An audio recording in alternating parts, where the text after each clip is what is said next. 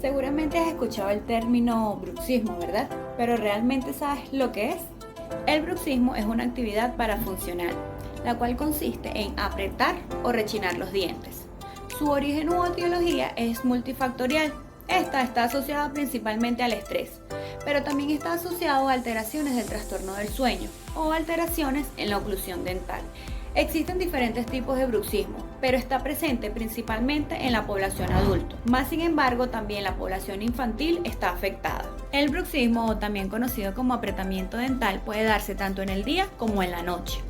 El bruxismo diurno está asociado principalmente a problemas neurológicos o problemas psiquiátricos, mientras que el bruxismo nocturno va a estar asociado principalmente a los que son el trastorno del sueño. Así que ya sabes, si estás apretando los dientes durante la noche o el día, asiste al odontólogo y con una atención multidisciplinaria te podremos ayudar.